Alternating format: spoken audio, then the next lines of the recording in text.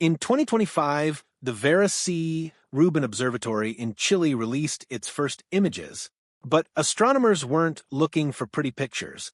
They were hunting for the invisible. What they found in the first few hours alone sent shockwaves through the scientific world. Hidden within those breathtaking images were thousands of unknown objects. It wasn't just a new view of the universe. It was a silent alarm, revealing a truth about our solar system we'd been blind to for centuries. The first glimpse was beautiful. The first discovery was terrifying.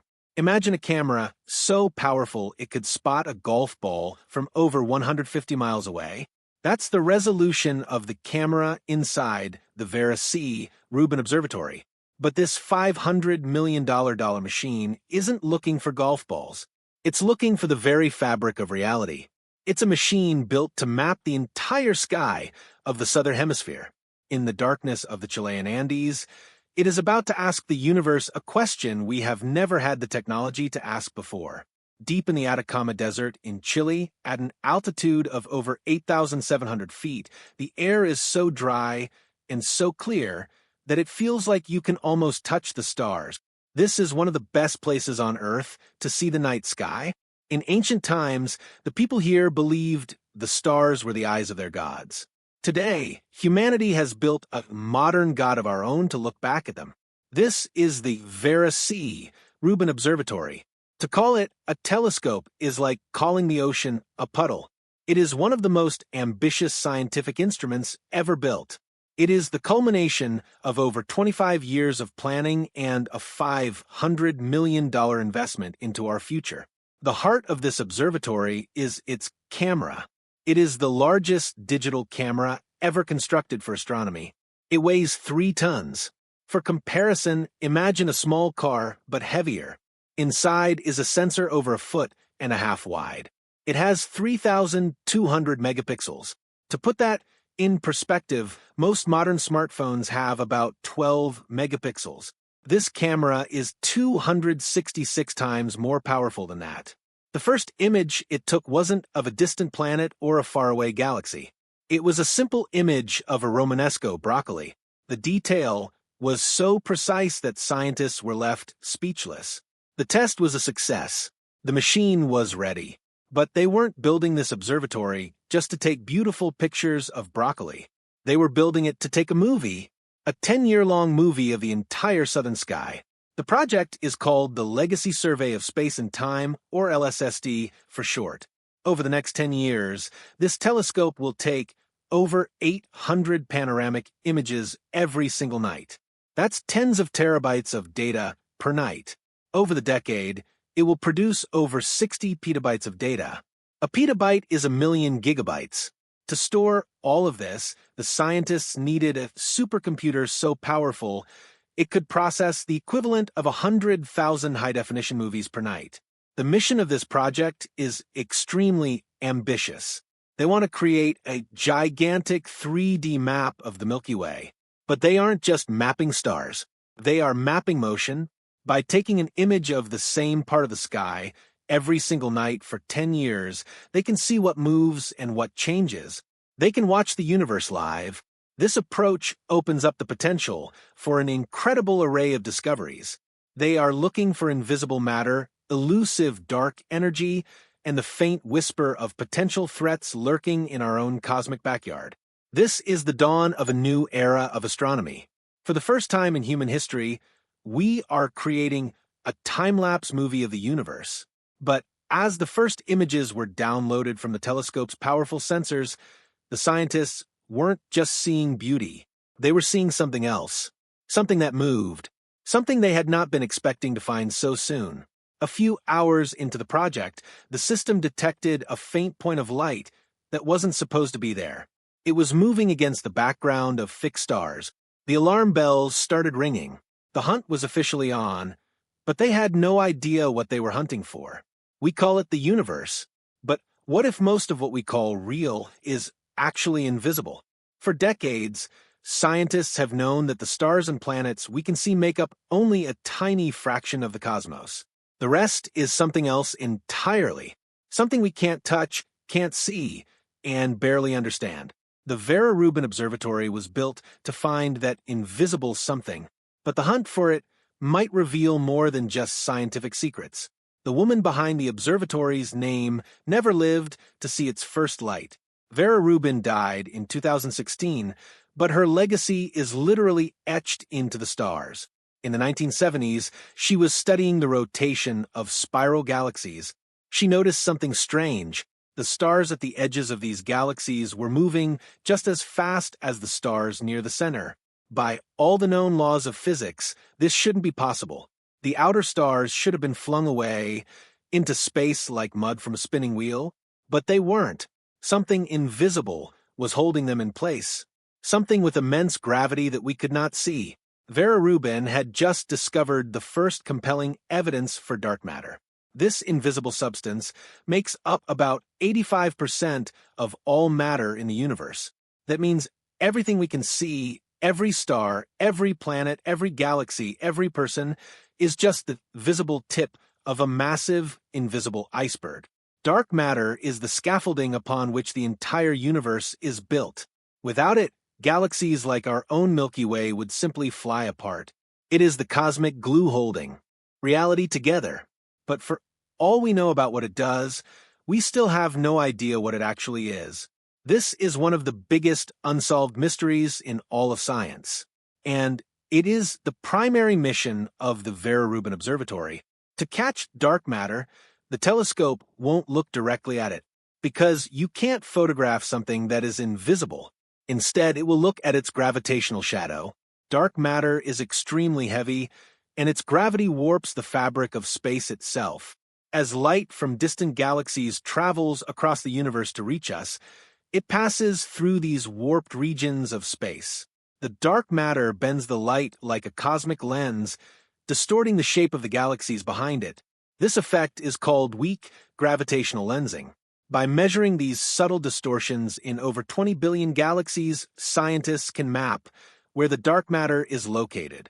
They can create a 3D map of the invisible universe. The telescope is specifically designed to perform this giant cosmic census. Its official name was the Large Synoptic Survey Telescope, or LSST, before it was renamed after Vera Rubin. The word synoptic is key here. It means taking a broad view of something as a whole. Instead of looking at just one tiny part of the sky, the Rubin Observatory is designed to survey the entire southern sky every 3 to 4 nights. Over 10 years, it will generate over 500 petabytes of data. To put that into perspective, that is more data than has been collected by every other optical telescope in history combined. It is like trying to create a time-lapse movie of an entire city, taking a high-definition picture of every single street corner every night for 10 years. But the Rubin Observatory's mission isn't just about looking far away. It also involves looking very, very close to home. And this is where the hunt starts to get terrifying. To create its cosmic map, the telescope has to see everything. And everything includes millions of objects wandering through our own solar system. Some of them are harmless. Some of them are not. The same technology that will map the invisible universe is also the most powerful early warning system ever built. When you survey the entire sky, every night, you can track everything that moves. And as the first images came in, the system was already detecting thousands of objects that weren't supposed to be there. The hunt for the invisible had revealed something else, a hidden danger. Imagine looking at a photograph so large it would take 400 high-definition televisions just to show you the whole thing. Now imagine that every single pixel in that image is a star or a galaxy or something that nobody has ever seen before. On June 23, 2025, the world got its first look at what the Vera Rubin Observatory could do, and the images were so stunning, so impossibly deep, that they left even the scientists who built it speechless. The moment had been over 25 years in the making. For decades, astronomers had dreamed of building a telescope that could see the entire sky all at once in unprecedented detail. And now, finally, that dream was a reality. On June 23, 2025, the Vera Rubin Observatory released its first official images to the world. The event was held at the National Academy of Sciences building in Washington, D.C. Scientists, engineers, and journalists gathered to witness history. The images were projected onto massive screens. And then the room fell silent. What they were seeing was unlike anything ever captured before. The camera, the largest digital camera ever built for astronomy, had taken a series of test images. Each one was a mosaic of hundreds of individual exposures. One image, showing the stunning Lagoon Nebula and Trifid Nebula, was a composite of 678 separate images taken over just 7 hours. The colors were breathtaking. Pinks, oranges, and deep reds swirled together like a cosmic ocean. The detail was so fine that you could almost reach out and touch the clouds of gas and dust where new stars were being born. But the true power of the images only became apparent when you zoomed in. The Lagoon Nebula, for example, is over 4,000 light-years away from Earth. Yet the telescope captured it with such clarity that scientists could see individual pockets of gas where stars are forming. Another image showed a section of the Virgo galaxy cluster. This single image contained approximately 10 million galaxies. Each tiny speck of light in the background was not a star. It was an entire galaxy containing hundreds of billions of stars located 55 million light-years away. Professor Catherine Hamans, a royal astronomer for Scotland who had worked on the project for 25 years, summed up the feeling perfectly. She said, "Personally, I've been working towards this moment for about 25 years. We've been wanting to build this phenomenal observatory for decades. This was not just a scientific achievement. It was the culmination of a lifetime of work for hundreds of people. For the researchers who had poured their careers into this project, the first images were an emotional release. They were proof that the machine worked. They were proof that their years of sacrifice had been worth it.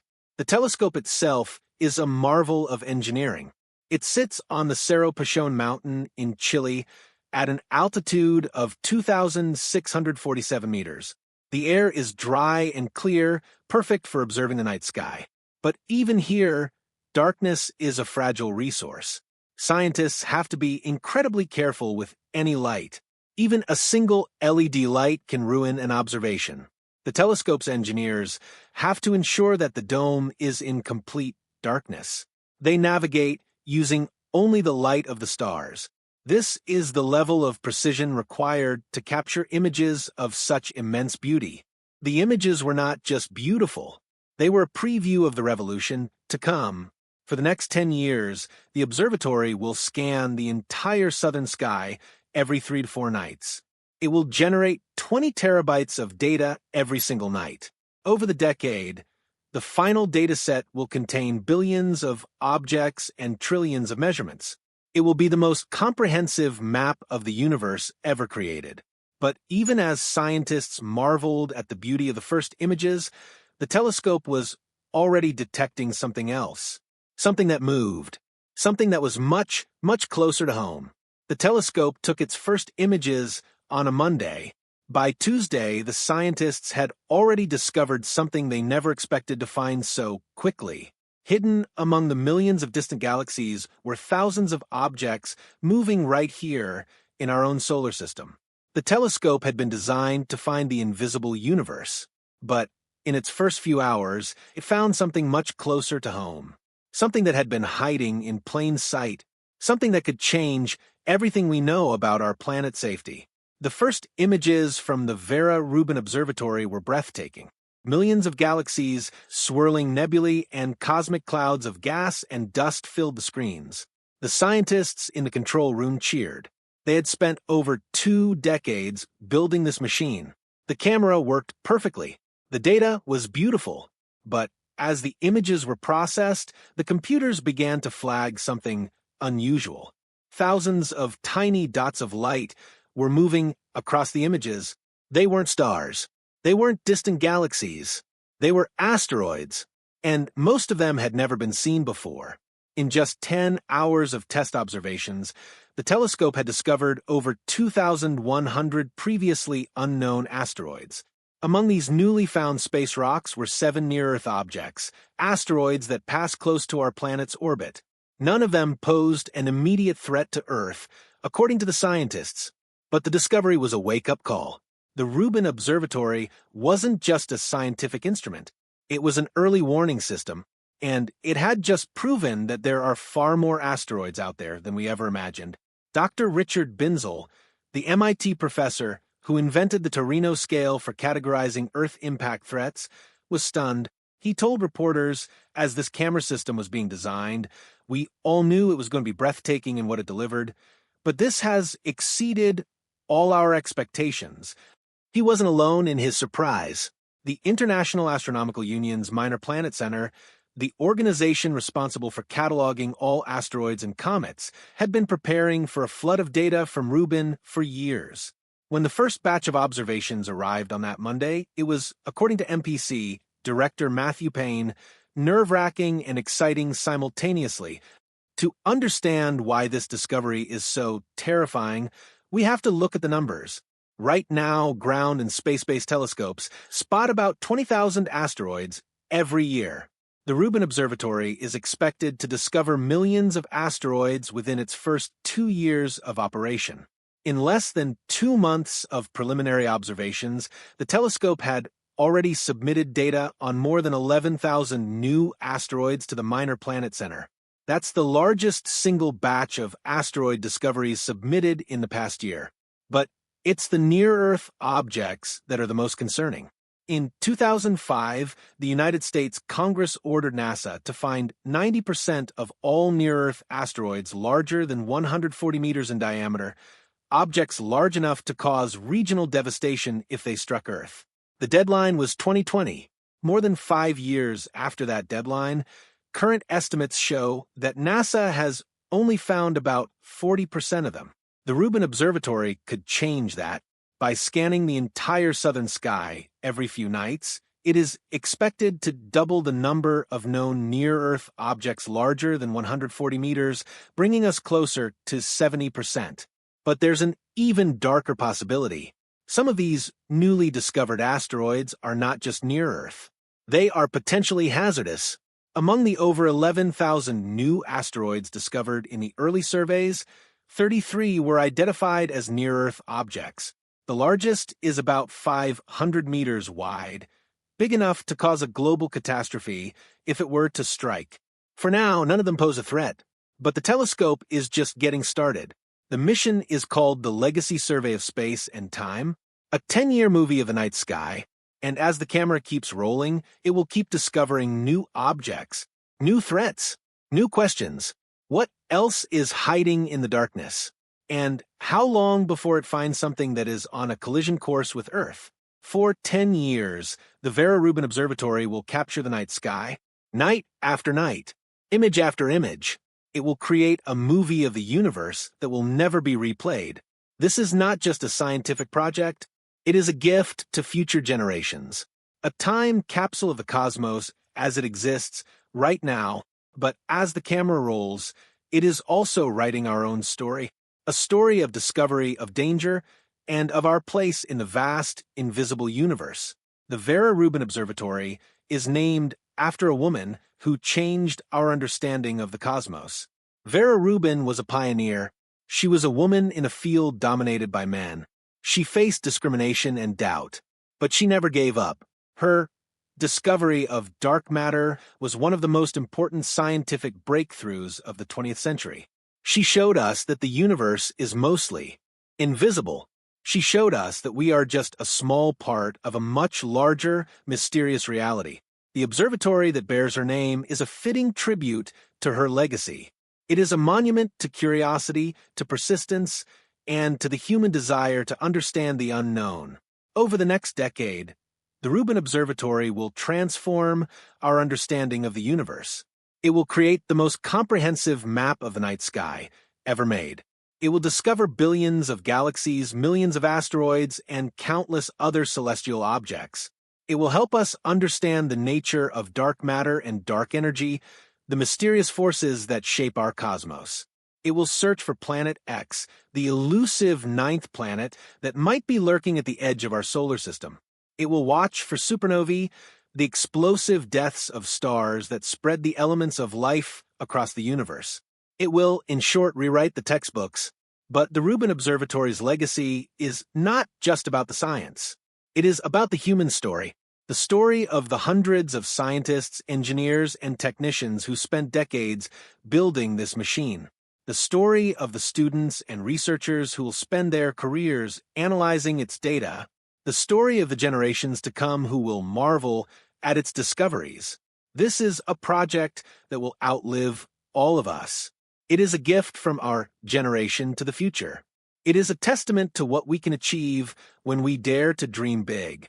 One scientist who has worked on the project for 20 years described the feeling of the first images as seeing a person you have known for a long time finally smile. It was, she said, a love story. The emotional connection between the scientists and their machine is real. They have poured their hearts and souls into this project. They have sacrificed time with their families, their health, and their personal lives. And now, finally, their work is paying off. The telescope is capturing images that will change the world, and they are part of something bigger than themselves. The Rubin Observatory is also a story about our planet. The discovery of thousands of previously unknown asteroids is a stark reminder of the dangers that lurk in space. The telescope is an early warning system. It is our eyes in the sky, watching for threats from the darkness. It is a shield against the unknown, but it is also a window into the past. The asteroids it discovers are remnants of the formation of our solar system. They are time capsules from 4.5 billion years ago. By studying them, we can learn about the origins of Earth and the birth of life itself. As the final images are captured and the data is processed, the Vera Rubin Observatory will have given us a new perspective on our place in the cosmos. It will have shown us the hidden universe. It will have mapped the invisible. It will have discovered the unknown. It will have made us safer, smarter, and more connected to the universe around us. The woman who gave the observatory its name once said, "We are the product of the universe. We are part of it. We should not be afraid of it." And that is perhaps the biggest lesson of all. We are not separate from the universe. We are part of it. And thanks to the Vera Rubin Observatory, we are finally beginning to see the whole picture.